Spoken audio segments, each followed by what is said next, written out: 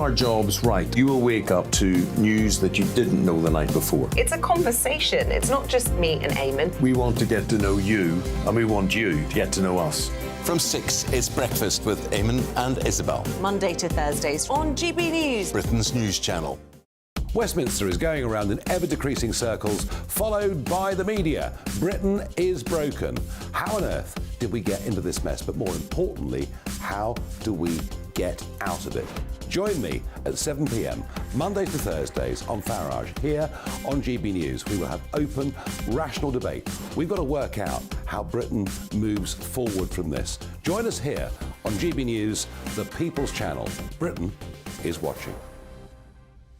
When the news happens, it happens here. And really important breaking news. Breaking news this morning. On TV, radio and online, the news starts here on Britain's Newsroom. All the biggest stories and the answers that you need from across the UK and beyond. Join Britain's Newsroom from 9:30 on GB News. The People's Channel, Britain's news channel. Join me, Patrick Christie's, Monday to Friday, 3 till 6. We tackle the day's news agenda like you've never seen before. It's high tempo, high octane, the most controversial topics and the best guests. You will not be able to take your eyes and ears off it. I'm not afraid to ask the questions that you really want answered. 3 till 6 p.m, Monday to Friday on GB News, the People's Channel, Britain's news channel. People in Britain, they love free speech, but they also love fair play. I don't care if I'm speaking somebody from a trade union, from the Labour Party, somebody from the SNP. And I think the viewers like to see that actually we can challenge one another, but in a positive way. We think we ask the questions that people want to ask, and often we ask the questions that we wanted to ask in Parliament but never got the chance to ask. So join us every Saturday, 10 a.m. till noon on GB News, Britain's news channel. It's all about family, being in people's living rooms, all the interaction and getting to know who our viewers and listeners are. When I was young, my dad used to say, no, stop arguing. I wanted an outlet that would enable me to give my opinion. People are going through a really hard time right now, and I know that you don't feel like you're being listened to by the establishment. I came to GB News because it's the People's Channel, and I want the audience to have their say on the events of the day. We're dynamic. We do something different. Democracy shows that the wisdom of the nation is in its people. I get to travel to find out what the story is from a personal perspective. The British people aren't fools. We know when we're not being told the full story. We've got to work out how Britain moves forward from this. It's the best country in the world. The establishment had their chance. Now we're here to represent your views. Britain's watching. Britain's watching. Britain's watching. We're proud to be GB News, the People's Channel, Britain's news channel.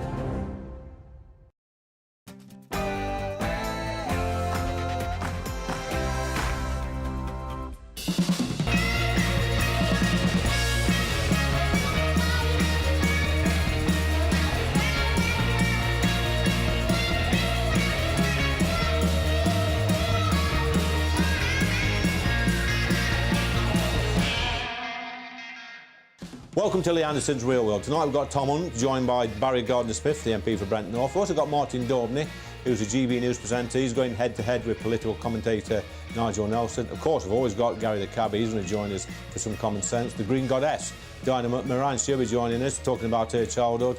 And we've got the world's most famous town crier, which is Tony Appleton. But first, let's go to the news.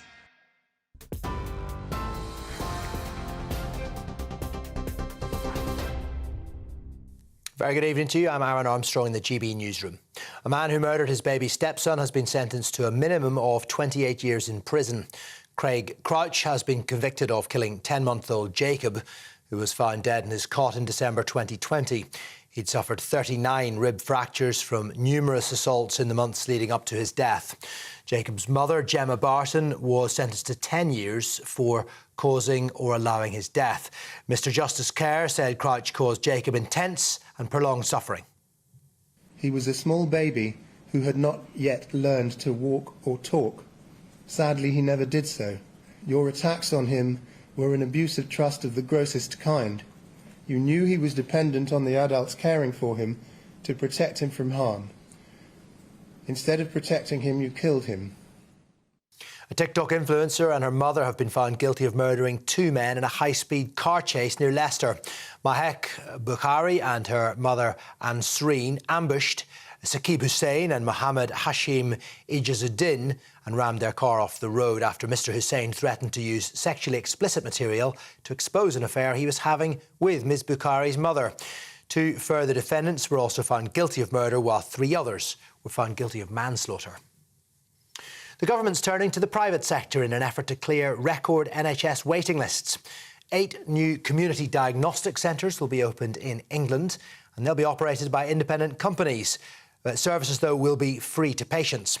They'll carry scans, checks and tests every year. The Russian opposition leader, Alexei Navalny, has been sentenced to a further 19 years in jail.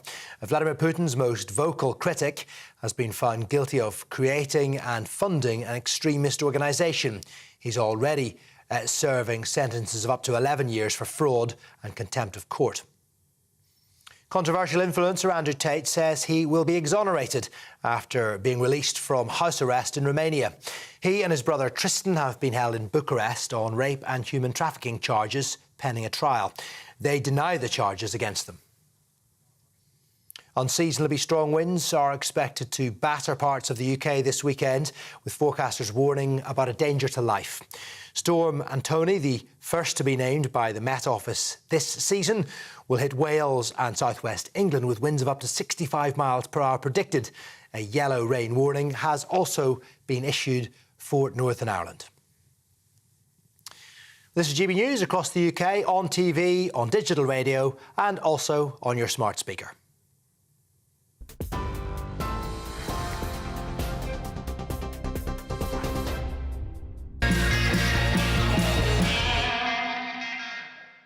Welcome to Lee Anderson's Real World, and tonight I'm joined by the MP for Ipswich, Tom Hunt, and back by popular demand, the MP for Brent North, Barry Gardner. Look, we're going to move straight into it today. Tom, news this week, bad news, I think, with this barge debacle in Dorset, the migrant barge, people once again poking their nose into government business, trying to stop it, saying it's not safe, what have you.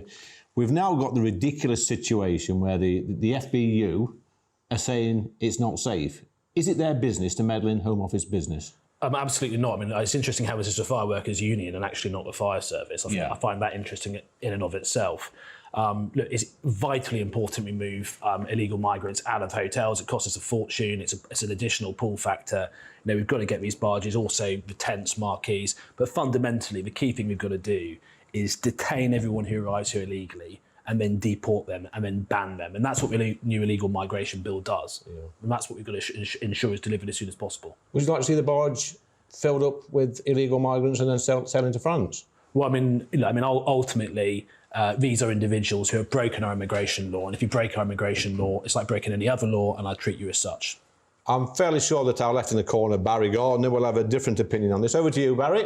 You're right, Lee. I do have a different position because, you know, it's the Health and Safety Executive as well that's saying that this may not be safe, and that's why the government's had to stop it. It's not just the FBU. But look, I was looking at the immigration figures. The number of asylum seekers in 2010 was 22,000. Last year, it was 89,000. You've had 13 years to sort this problem out, and you told us that actually Brexit was going to mean that we could take back control of our borders. Why have you failed so badly? Well, to be fair, Barry, me and Tom has been here 3.5 years. Tom, would you like to come back on that one? Well, we've got a situation where we have unprecedented tens of thousands of people illegally entering our country. It's got nothing to do with Brexit. Ultimately, we need a deterrent to sort that. We can't sort this problem without a deterrent. Yeah. The Labour Party have got vagaries, platitudes, but ultimately a core essence and a core desire that is essentially... But I think you, at some stage, Tom, your political opponent at the next election, he's actually been over to France encouraging these illegal migrants to come over. It's very interesting that, yes, he has made multiple trips to Calais where he appears to be actively encouraging it.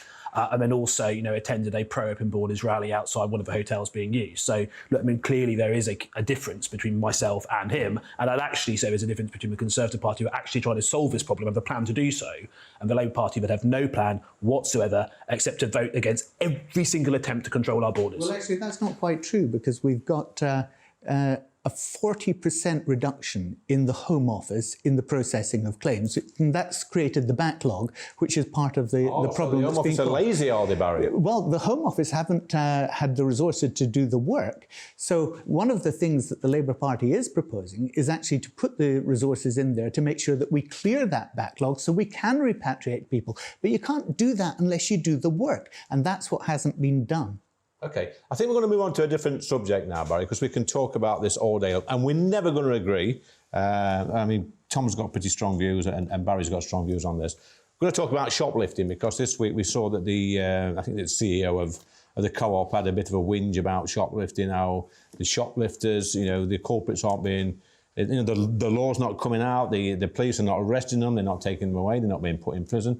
Tom, you've got a big problem in Ipswich, I know that, with shoplifting. Yeah, I have. I've got some town centre stalls that are actually being forced to lock their doors. So they're open, but the doors are locked, and you've got to ring the bell to be let in. And it's having a really negative impact on footfall. What's also interesting, and I've been on a police patrol about a month ago and spoke to these businesses directly, is that there does seem to be an issue with one particular community having a disproportionate impact on this. And that is something I think you've got to be open and honest about.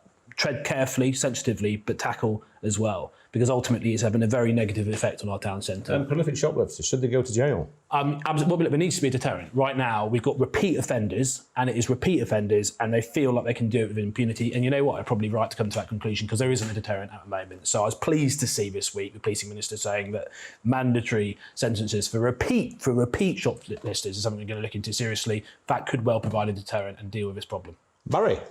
Yeah, look, I think it's disgraceful that people are shoplifting, and that's why Labour wants to put 13,000 more police on the streets to make sure that we get on top of the lawlessness.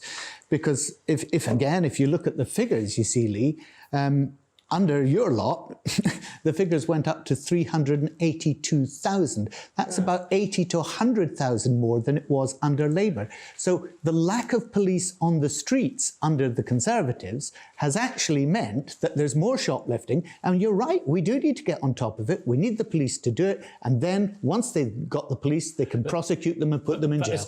That is bogus. We've got significant numbers of new police in Suffolk, and we've got new funding for police presence in the town centre. The problem is that a lot of shop owners are reporting people doing shop theft to the police, and they're not really taking any action. And I've got some sympathy for the police, because they feel if they forward it on and they spend time forwarding it on, nothing will happen and no punishment will flow from it. I've got a really good police force in Ashfield. I'm very, very lucky, but I do get frustrated when I see the pictures on the TV. And stories like yours, Tom, where they're not going to so-called minor crimes. I think every crime's a crime, a major, whatever it is, they should come out and see the family involved. But that said, it annoys me when I see the police on these parades, when they're dancing the Macarena, when they're singing, when they're waving their flags around. We've got to have a deterrent. I've got sympathy for a police though, because if they're going to fill in all the paperwork for somebody, a repeat shoplifter, and then the CPS and they go to the courts and nothing happens, it's not an incentive for them to do much. So we've got to look at the court system, we've got to look at the CPS, and one way or another, there needs to be a deterrent for doing this. Barry, priorities. Have the police got the priorities right? There are areas where they clearly haven't. One has been on the investigations of rape and the violence against women and girls.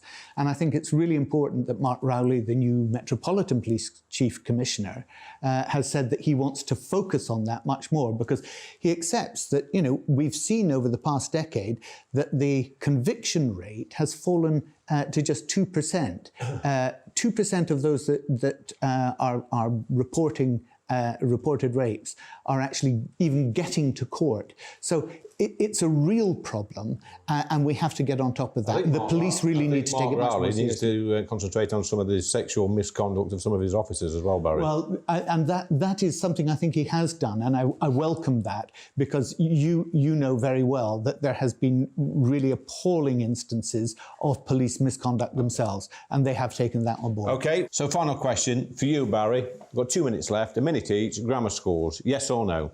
Look, I believe parents need to have choice. It's perfectly acceptable for them to choose which school they put their children to.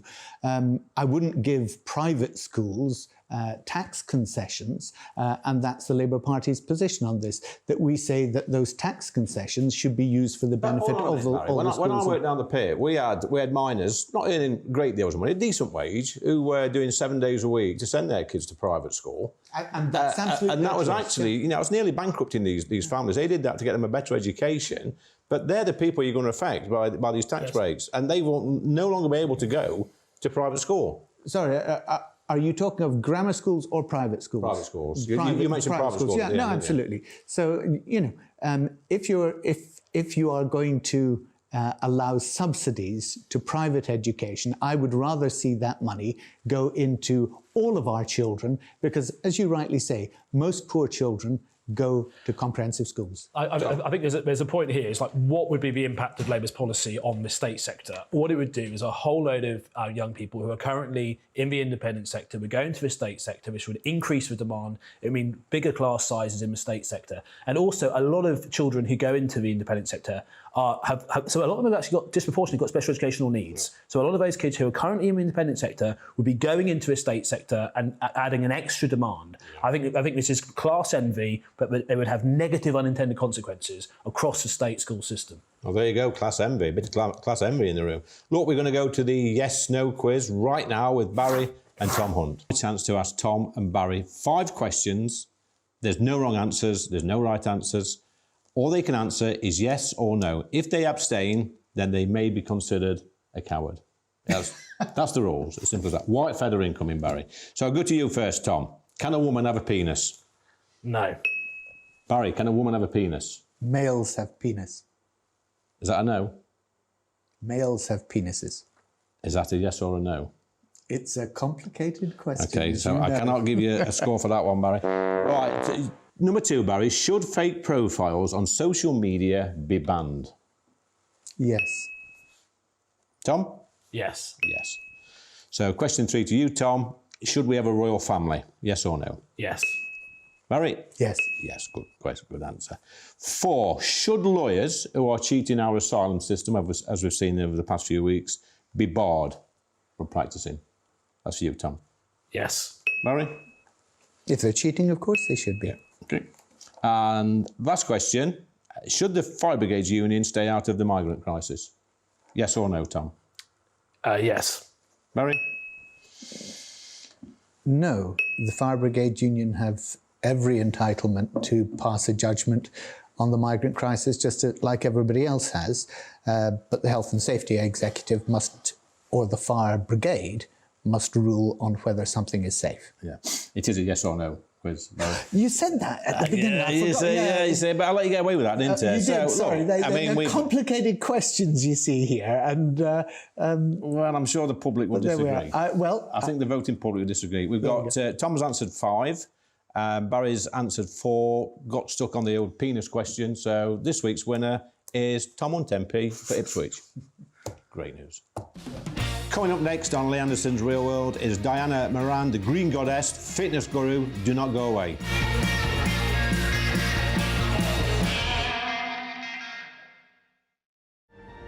The temperature's rising. Boxed Solar, proud sponsors of weather on GB News. Hi there, it's Aidan McGibbon here from the Met Office with the GB News forecast. Another low this weekend. This one's been named Storm Anthony by the Met Office because of the risk of disruptive gales for some, heavy rain for many others. Storm Anthony is arriving through Friday night. It's this area of low pressure that has been named. And it's basically because it's arriving at such a busy time of year for holiday makers, people who are taking part in outdoor activities, camping, caravanning and so on. Initially, it's the rain that is of concern overnight, especially across parts of Northern Ireland where the ground is saturated. That rain heading into western parts of the UK by the end of the night as well, accompanied by strengthening winds. Dry initially across some eastern and northern parts, aside from the odd shower, but this spell of wet weather clears Northern Ireland, pushes into England and Wales, southern Scotland. Showers continue for much of the rest of Scotland and Northern Ireland by the end of the afternoon. As the skies brighten for Wales and the southwest, that's when the strongest winds kick in, with the risk of widespread gales, not just around coast but inland as well, potential for travel disruption and certainly some dangerous conditions around beaches. but Storm Anthony does move through, and by Sunday a brighter day is expected. Still some heavy showers around. Lighter winds, however. These showers will be slow moving where they do occur, but they'll be hit and miss. Sunny spells in between, and then the trend through next week is for the weather to become gradually drier, brighter and warmer. The temperature's rising. Boxed Solar, proud sponsors of weather on GB News.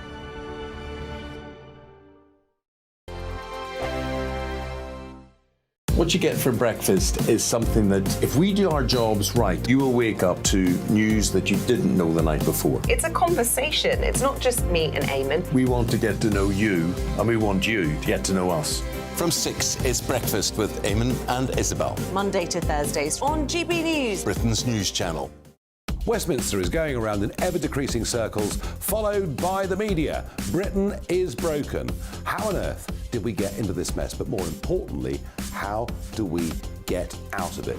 Join me at 7 p.m, Mondays to Thursdays on Farage, here on GB News. We will have open, rational debate. We've got to work out how Britain moves forward from this. Join us here on GB News, the People's Channel. Britain is watching.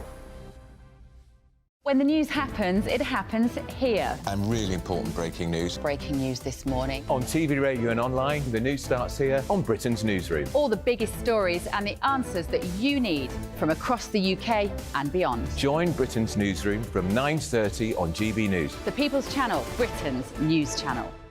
Join me, Patrick Christie's, Monday to Friday, 3 till 6. We tackle the day's news agenda like you've never seen before. It's high tempo, high octane, the most controversial topics and the best guests. You will not be able to take your eyes and ears off it. I'm not afraid to ask the questions that you really want answered. 3 till 6 p.m, Monday to Friday on GB News, the People's Channel, Britain's news channel.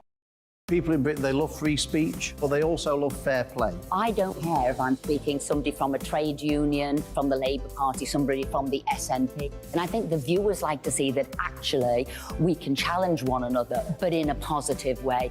We think we ask the questions that people want to ask, and often we ask the questions that we wanted to ask in Parliament but never got the chance to ask. So join us every Saturday, 10 a.m. till noon on GB News, Britain's news channel.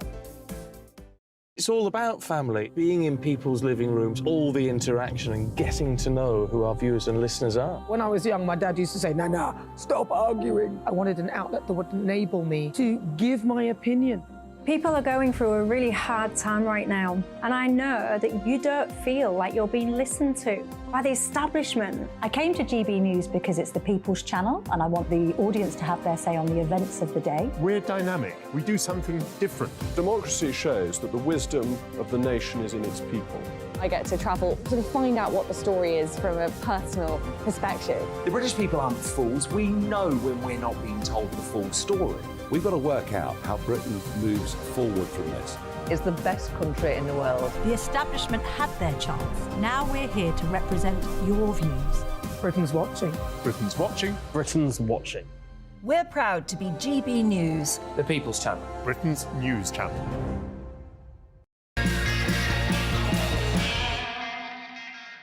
Now then, my next guest is a face that you'll all know from the 1980s, fitness guru, and also she was awarded the BEM, the British Empire Medal, a great lady. You know, I used to wake up to you. As a young boy. A young boy back in the 80s, and you're the Green Goddess, obviously. But Diana, you're going strong. Going very strong at 84. But you was born 1939, can I say that? 1939, So you was a war baby? I certainly was. What was it like growing up during the Second World War?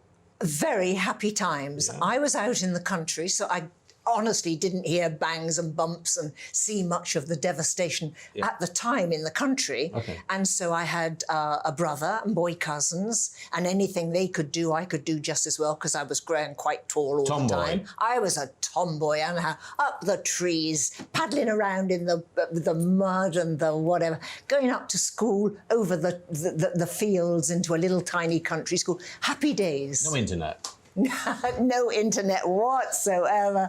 But I guess, different sort of pressures, back in the day when you were growing up. I mean, nowadays people, especially young ladies, they've got the pressures of having the best clothes, the best shoes, the best hair, the nails. How did you cope with that? I coped very well with it. I didn't have a lot. We didn't have a lot. But my father had been a part-time policeman in the country. Wow. And when he finished what he was doing, I had his bicycle. And I had his big coat, and I could sew quite well from a young age. And I did lovely, great big stitches, white stitches, all around the collar and the cuffs and the belt. Thought I was the business. So not only a fitness guru, a fashion guru as well. A fashion guru as well. Stood me in good stead, because actually that's part of what I have done in my adult life. So was there that sort of competitiveness that there is today with fashion, with sports, with fitness back in the 50s? There was nothing. When I say that, there was the League of Health and Beauty that I think had started in about the 40s, and the Keep Fit Association started in about the 50s, 60s. But otherwise, there wasn't nothing like the sports clubs that we have today, nothing. Women did a bit of hockey at school, and then that was the end of it. The gyms, any gyms that there were for you blokes. And they were dirty, smelly places. And you trained to do your rugby and your football or boxing. And you left all your dirty clothes on the floor. Oh, quite right. There were no sports clubs like we have them now. Well, let's fast forward a few years, a few decades, actually, Diana. We've got something in common in that 20 years ago, I was diagnosed with testicular cancer. And I went to the GP, a locum GP, and he told me there was nothing wrong with me. Oh, dear. But fortunately enough, I did one of those things you should never do, which is go on the internet and diagnose yourself, which I did. I thought, well, I've got this. So I said, no, I need to go and get a scan. So I had a scan. You were in charge of your own body. Yes, I pushed back. And I went for a scan, and the scanning chap says, you better go and fetch your pyjamas, that's coming off in the morning. Oh, my goodness. So, which has saved my life, by the way. But you had a story back in the 80s? I did, yes. 1987. I was 47 years old. And on breakfast time, I volunteered to start taking HRT, or to have a patch on me. It was just coming in from America. Nobody really knew what hormone replacement therapy was all about. And I went to a clinic. They said, we just got to do a check on you, make certain you're healthy. I went, for goodness sake, I'm this green goddess, I'm very healthy. So she did cervical smears, one thing and another, and she said, we need to do a mammogram. I said, no, you don't, I'm as fit as can be. They did a mammogram, they found that I had breast cancer, both breasts removed, and all the rest of it. Saved my life too. So I guess, bit of luck. Saved your life? Actually, it changed my life. Did it change your life as well? I think it did. I think it did. It makes you appreciate life a little bit more. Very much so. And it also makes you wonder, I'm a little bit lucky, because at the time I got diagnosed, I had two friends who I'd worked with previously in a different job. We all got diagnosed at the same time. Now, them two chaps are dead. They died within a year. And I survived, so I thought I was fairly lucky. Well, I felt that I was so lucky because my mother had died at 47. Okay. I'd come home from school and found her dead, not breast cancer. Hers was a brain hemorrhage, sadly. So there I was at 47, and I just thought, oh, this is me going. And every day, and I really, really mean this, every day has been special since. So do you think, I appreciate every day. Do you think your mother was looking down on you? Maybe. Okay. Maybe. Well, it's a wonderful story, that is. And how's your health these days? Perfect. Perfectly okay. At 84, I can do a lot I wasn't going to say that. I wasn't going to say people- you're 84, but you look absolutely amazing. A lot of what younger people can't do. Yeah. And I think a lot of it's attitude, as you've alluded to already. Yeah. So I guess my final question is, which I ask for most of my guests, is what gets you out of bed in the morning? Well, my family are so precious to me. And then these days, thanks to COVID, I've rediscovered my love of painting. Oh, look, I've just discovered, as by magic, some paintings, but they're signed by somebody called Diana. I absolutely love it. So through COVID, I probably did about 100 paintings altogether. Yeah.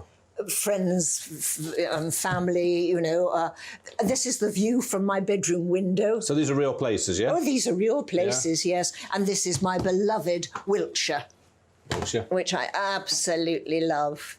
So I guess during COVID, because that was could have been a stressful time for a lot of people. Some people are locked away in their homes and not going out and seeing people, but you saw that as a challenge. I did indeed. The thing was that I've got a conservatory that I put on many years ago now. Best thing I ever did. It became my art studio.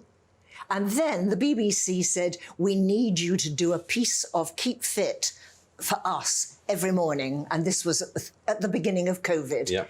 I turned the conservatory into my Keep Fit studio as well. And with my own little camera, I filmed myself doing my piece. It was then edited, and that's what went out every day. So you was actually keeping the nation fit. You was keeping your own mind fit, the old grey matter. You was doing your fitness, you was doing your painting, you was doing your TV stuff. That's amazing stuff. Well, I did about 100 of those. Well, I'm still painting. I mean, I've got another one on the easel now, and I've actually got, I've got a what do we call it? A website. How does anybody watching this programme tonight get hold of one of these paintings? Oh, it's just so easy. www.goddessart. I think we're going to put a little link under this here to direct you to that link. Look, Diana, this is amazing. So, like I said, as a young man growing up in the 80s, working in the 80s, you know, I was looking at the Green Goddess. I think millions of us looking at the Green Goddess, and never thought for 1 minute that I'd be sat here with the legend that is Diana Moran. So it's been absolutely brilliant talking to you today. Well, it's been a pleasure for me to talk to you as well. Just one final question. Any young people out there, you know, young girls, young boys in their teens, and they're worried about what's going to become of them in life, what they want to do, about their motivations, about opportunities, what would you say to them? I would say that life throws out challenges. It'll throw out challenges to those people, and they'll probably say, oh, I'm not ready to do something like that. I'll do that in a few years' time. Oh, I don't think I... Take the challenge and try it. It goes down in your book of experiences, or, like happened to me, it creates another life and maybe another... because I guess if they don't take those challenges, then somebody else will. Somebody else most certainly will. There's somebody always behind you there. And life is a bit of a race. Oh, you bet. Well, you've got to keep up in front. I think you've come first in your race, Diana. Well, look, I mean, that's absolutely brilliant. So next we've got Wokie of the Week. Diana's going to stop with us to pick the wokiest person or the wokiest organisation of this week. And coming back to the table is GB News presenter Martin Daubney. It's time for Wokie of the Week, and joining us today is Martin Daubney and the legend that is the Green Goddess. Martin, I think you've got one for us. I have Sadiq Khan, Woke of the Decade. So Ulairs has been ruled legal. It's coming to this area. People hate it. They see it for what it is. Taxation dressed as salvation. People feel that he's a pickpocket. He's a highway robber, a modern-day Dick Turpin. Wokie of the Week, I would say, perhaps the century. Highway robber, but does he wear a mask? He did during COVID. He made us all wear masks, and he nicked us and gave us big fines if we were working through the pandemic, as I was, keeping the country moving. He's a robber. The next one is my old mucker, Gary Lineker. He's been put in the Mail on Sunday's top woke list for 2023. Other people in there include Sadiq Khan and Emma Watson. Now, if I was waking up this morning, I was Sadiq or Emma, I'd be pretty disappointed being on the same list as him. Yeah. And this is for comments he made over the Rwanda scheme being, you know, similar to the 1930s Germany. That's the one. So he's on the list. And also, I mean, Sadiq is in again this week with the TfL, the Transport for London. Last month they were banning posters with Victoria's sponge on because they were saying it increased the obesity and overeating and unhealthy eating and stuff like that. This month they've gone one better. They've banned another advertisement for a West End play called Operation Mincemeat. They're saying that the actual poster looks like graffiti art, so they banned that. What a load of nonsense that is. So Diana, we've got three. We've got Sadiq Khan for the ULEZ, we've got Gary Lineker for being on this woke list, and we've got the TfL for banning this poster, this Operation Mincemeat poster, after banning a poster of cake. Which one would you pick out of those three? I'd still actually pick out Sadiq Khan. Yeah, for the ULEZ. With ULEZ. It's just coming into the area where I live. And I tell you what, My son runs a lovely scheme for sea cadets in Bristol. Yep. The parents now can't afford to bring their children in to go to this wonderful sea cadet thing because of... Well, the Green Goddess has spoken, so Sadiq Khan. If you're watching, you are Wokie of the week, or as Martin says, the decade. Yes. Wow. I'm proud. So coming up next, Martin staying with me. He's going to go head-to-head with political commentator Nigel Nelson.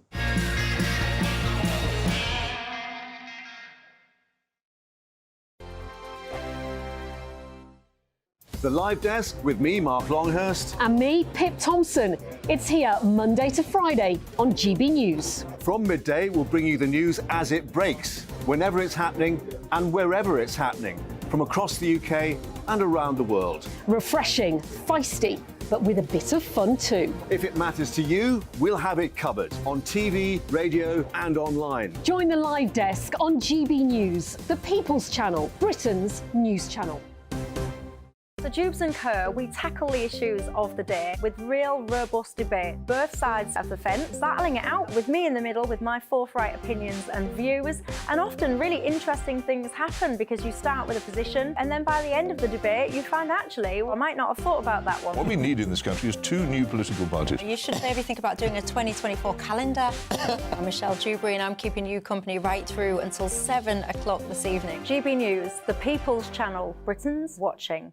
Monday to Thursday, 9 p.m. till 11 p.m. Join me, Dan Wootton. I'll bring you the sharpest takes and hottest debates. Do you not believe in prisons? I don't believe in prisons. I'm completely stunned. I guarantee you there'll be no spin, no bias, no censorship. I actually was personally quite offended by it. And no reason to go to bed. So I guess they've always been quite woke. That's Dan Wootton tonight on TV, radio and online. Monday to Thursday from 9 p.m. till 11 p.m. on GB News. The People's Channel, Britain's news channel. In a world of dull and predictable radio and TV shows. Oh, hi. On Mark Dolan tonight, we've got big guests. We drill into the big stories of the day. The show adds up to a brilliant listening and viewing experience. Mark Dolan Tonight is the most entertaining current affairs show ever, and that's a fact. That's Mark Dolan Tonight, Friday, Saturday and Sunday from 9. Only on GB News, Britain's news channel. Like all families, we have arguments every now and then, but actually we agree on what the mission of GB News is, and that's the most fundamentally important thing. GB News provides the kind of platform that lets all voices be heard. We don't hold back. We're free to say what we really think. Just because some people who live in a tiny little Westminster bubble think that their particular story is important, that's not the most important story for me. And often they will be difficult stories, stories that you won't find on the establishment media. Because what people think in the north of England may be very different to what they're thinking in the home counties. We're going to carry on telling the world what life is really like for households up and down the UK. We love to be in your car, in your kitchen as you're having your breakfast. Whatever you're doing, you are part of the show. If it matters to you, it matters to us. Britain's watching. Britain's watching. Britain's watching. We're proud to be GB News, the People's Channel, Britain's news channel.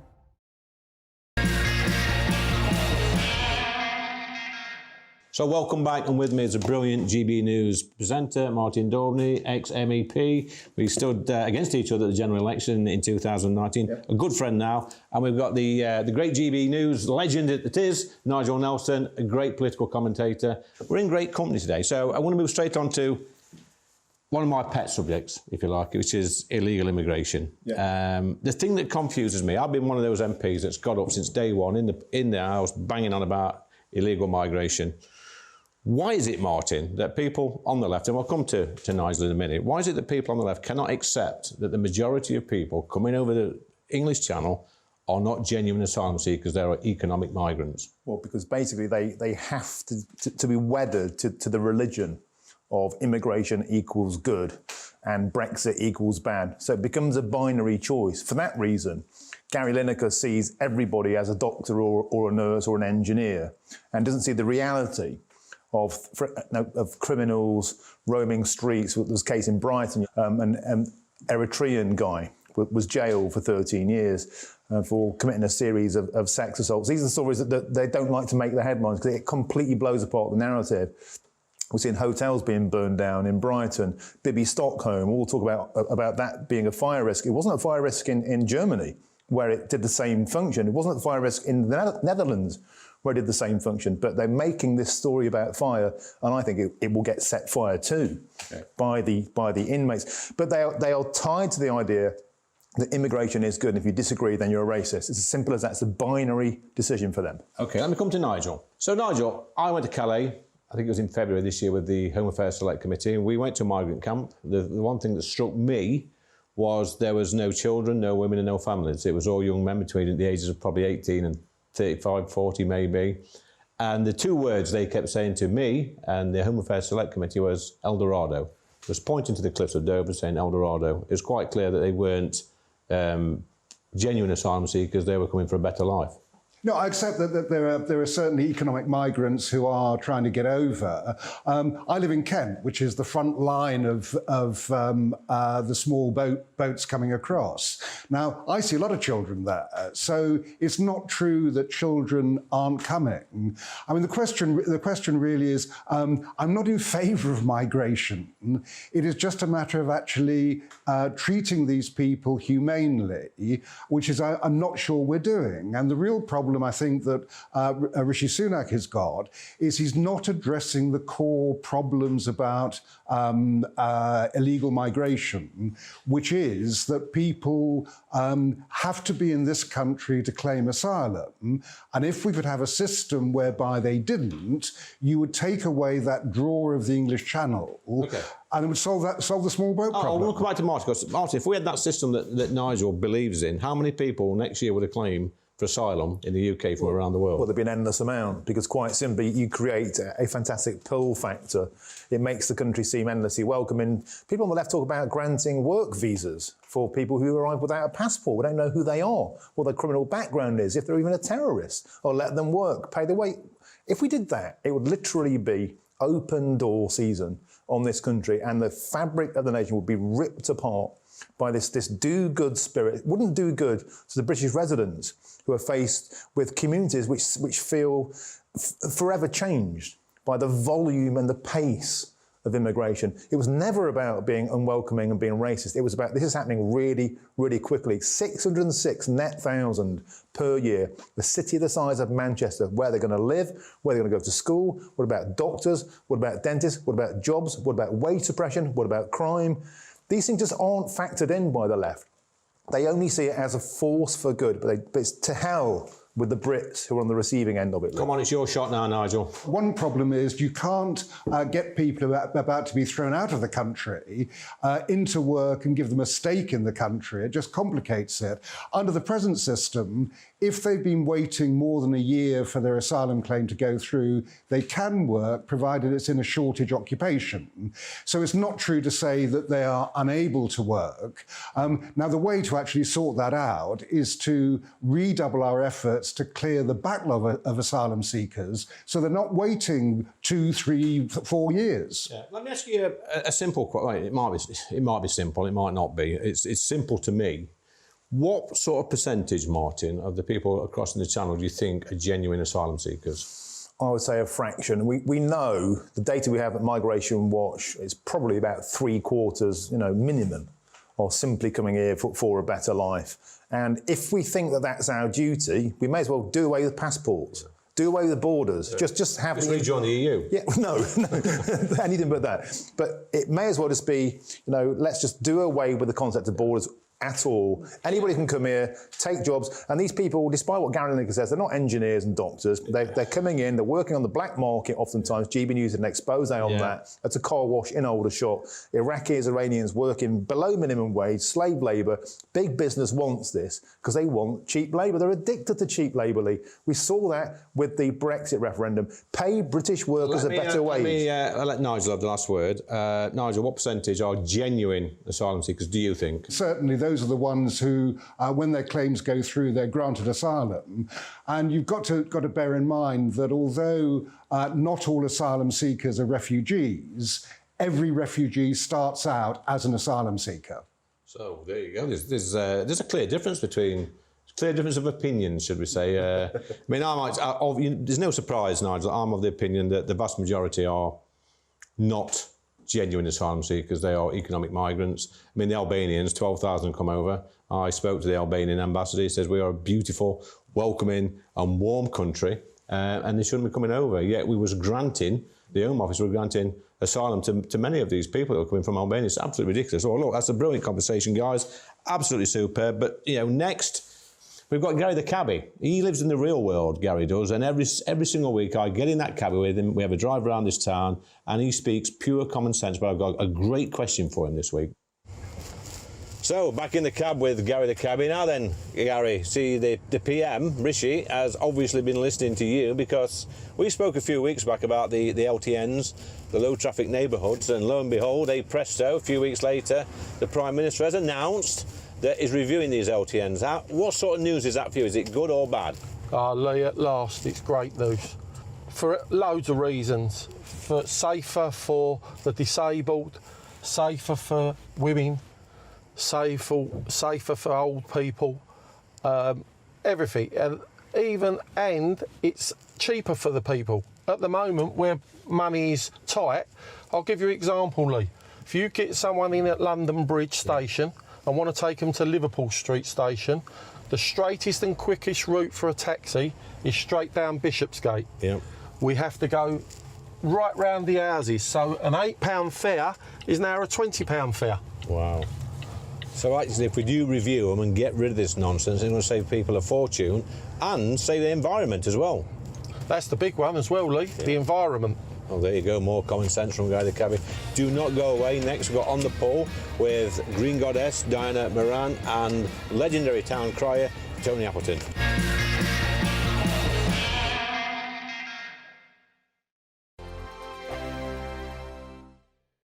Monday to Thursday nights on GB News. At 6, it's Dubes & Co. 7 o'clock, Farage. At 8, join Jacob Rees-Mogg. And at 9, Dan Wootton Tonight, followed by Headliners. On TV, radio and online.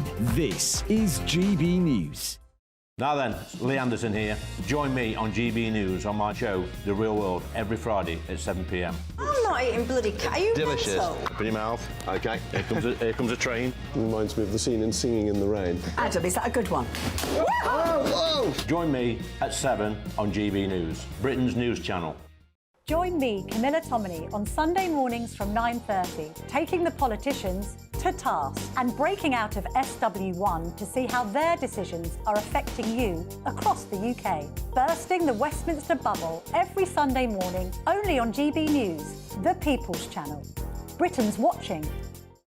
Join us every night on GB News at 11 p.m. for Headliners, which is 3 top comedians going through the next day's news stories, which is exactly what you need, because when the establishment has gone crazy, you need some craziness to make sense of it. So join us 11 p.m. every night on GB News, the People's Channel, Britain's news channel.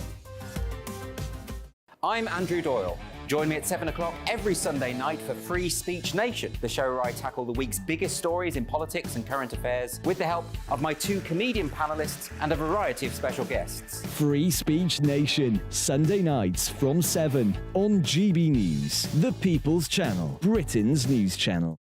Every Sunday from 11, join Michael Portillo. There will be topical discussion, looking at the week before and the week to come. So kick back and relax at 11 a.m. on Sundays on GB News with me, Michael Portillo. GB News, the People's Channel, Britain's news channel.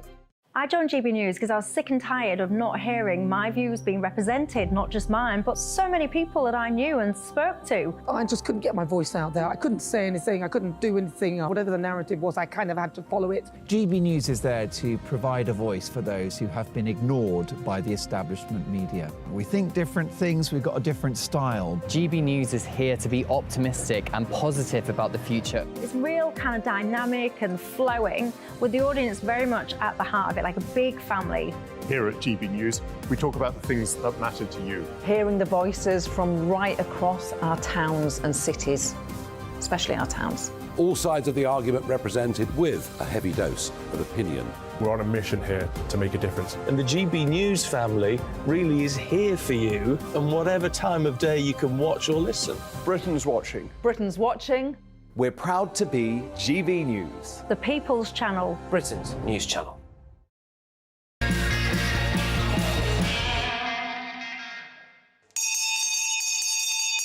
Ho yay! Ho yay! Ho yay!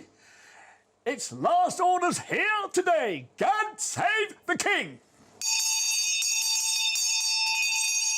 That must be last orders. Thanks for coming, Tony. Nice to meet you. Nice to now, meet you're you. the world's most famous town crier, the Royal Town Crier. That's me. Look, I've been surfing the internet all yesterday. How do I apply for a job to be a town crier? Well, just put in town crier, apply for a job, and that's it. Is there plenty of jobs? As simple. There's not plenty of jobs, but it's a real specialised job, as you might say. So, just a few things, Tony.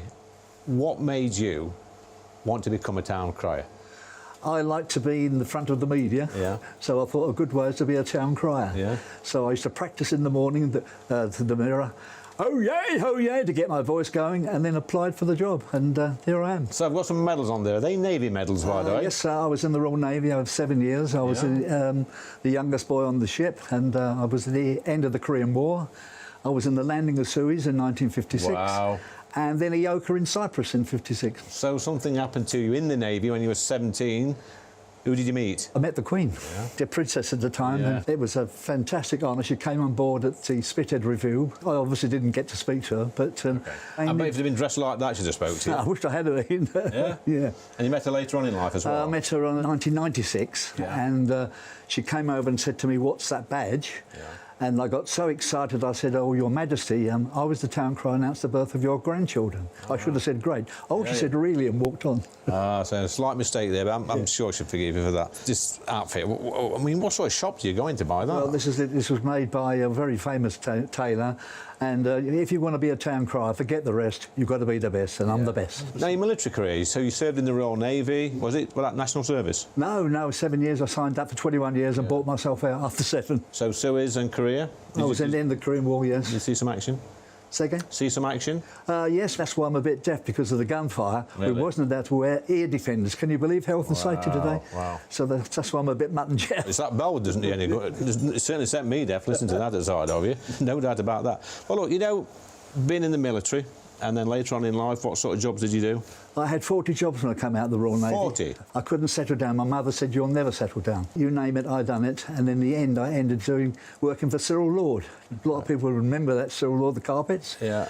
And then through that, I managed to get a shop. And then after that, I bought a care home.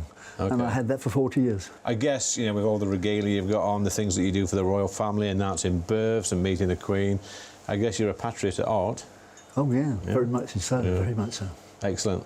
So, Tony, I've got a really special picture here. This is you and our late Queen. Yes, and in 1996, that was her birthday. Now, we've got the Green Goddess. We've got Diana Moran. Come on in, Diane. She's going to join us for the for pulling a pint later on the pole. But I don't want to be rude, but Thank you know, you. Tony and Diana of a similar age, from a similar generation, grew up in similar times. I mean, Diana's told me some great stories earlier about her childhood, growing up in the 40s and the 50s, seeing the poverty, seeing what it was like after the war. What was it like for you, Tony, growing up during the war? Oh, well, I can't remember it. You can't remember it? No, I would have been 10, wouldn't I? 10? Yeah. So what about in the 40s and 50s, growing up? Yes, obviously, looking to get into the Navy. That was my ambition. Okay. You fancied a life in the forces? And what happened was I went to the interview and I failed that miserably. And I went Why home. did you fail it? I'm not so good on mathematics and whatever, but I went back again and failed again. But the officer, he was a Marine officer, he said, listen, I like you, I'll put you through. Really? And that's exactly what happened. So, Diana, did you not fancy a career in the forces? No, I didn't, but strangely enough, my son did.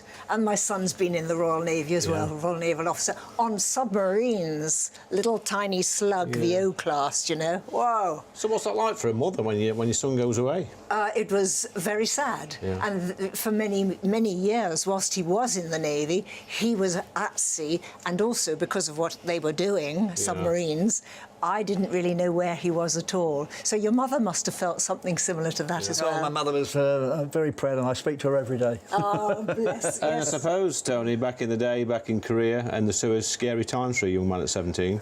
It was, but I've got a quick story if I might tell you about the Suez. There was 2 ships that went into the Suez in the morning. At 4 o'clock in the morning we went in, and I was a gun that was cover fire for the paratroopers going in. And I got on this 4.5 gun and accidentally shot the top of this hotel off.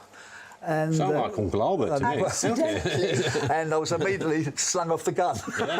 So, did you tell the story during the war? Did you give it some of that when you're talking down the pub with your mates? Well, it was only the Royal Navy. Obviously, only 7 years, and that was it. Come out. That's it. Well, wonderful story. Diana, the reason we've got you here for this part of the show is you're on the pull. Okay. Not on the pull for Tony, on the pull. You're pulling a pint. So, Tony, if you just step to that side, please, and let Diana come in. Coming? So, you've got a pint pot. You've got a lot of competition because I think the highest score so far is 9.5 from Tommy Skinner and who we got down here? Yeah, last week Tommy Skinner's got 9.5. Oh, right. So you have to pull the tap. That one. Yeah. Right. There isn't. Have you done this before? No, but never mind. Okay. Not for a long time. Let's put it that way. No froth. We want no froth. No froth. Go for it. So, right. What did I say? I said no froth. Yeah, but I'm okay. Okay. It's going. Yeah. You're doing well. I think what we might do, shall we get Tony to pour one as well? Let me get a pint pot. There we are. I'm there. Yeah, stick it on the bar, please, Diana. Right. Come on, Tony. Let's see if you can pour one as well.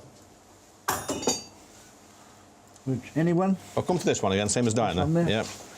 Then there's. This is quite unique because I stopped drinking 5 years ago. Did you? I didn't. But I don't drink beer. Wow. What do you think, Diana? Okay. It's dribbling. Well, I mean, that comes with age, don't it? So, oops. And he's got too much froth. Well, I was trying to. I mean, I'm looking at it. I'm sorry to say, Tony, that's pathetic. Diana, yours not much better, to be honest. But you've got to give each other a score out of 10. So, what are you going to score, Tony? 2. Tony? Oh, well. What are you going to score, Diana? Well, I've got to... Not Diana looking at, I mean the pint. I will give her 8. On the pull. On the pull. On the pull. I will give her 8. 8? Yeah. So 8 and a 2. The landlord's not here at the moment. He'd be quite angry about that because that's more of his profits gone down the drain. So he gets quite angry, does Adam Brooks, but that's absolutely brilliant. You know what? I mean, 2 of you from the 30s telling me some really good stories today from your past. You tell me about the poverty. Tell me about growing up, tell me about wearing your dad's police coat, borrowing your dad's bike. This young man here... Can I tell you just one more thing? Go on then, Uncle Albert. I was, and I still hold the record as the most photographed man with famous people in this country. Really? Yeah. Well, we're going to make you even more famous now, Tony, because we've got the chalkboard, the legendary chalkboard. And I think Diana scored you, was it? 8. You scored him 8? Oh, sorry, no, 2. You scored him 2, so he scored you 8. And then let's put Tony on here. And you got 2. I'll put your surname on later. Can I just go back to us being war babies? Yes. Because of what we were eating, which was perfectly good food, you know, from the garden and ration books and the likes of, there weren't many fat people in those days. Yeah, I'm sure we'll get a lot of comments now from the Wokie on Twitter with that fat comment. But it's true. Diana. Guys, this has been absolutely brilliant. Thanks for coming. On the pull, it's always great on the pullers, but this one has been really funny because they are. I've not seen 2 pints as bad as that poured at the same time. So thanks, guys. Well, thanks for joining me on this week's Lee Anderson's The Real World. And a massive thank you to all my guests. Look, if you want to fill your pub with common sense, then please let me know on gbviews@gbnews.com. But next week we've got Linda Lusardi joining us. We've also got Charlie Peters, who's the investigations editor at GB News, and also Chloe Brockett from TOWIE. Good night and stay safe.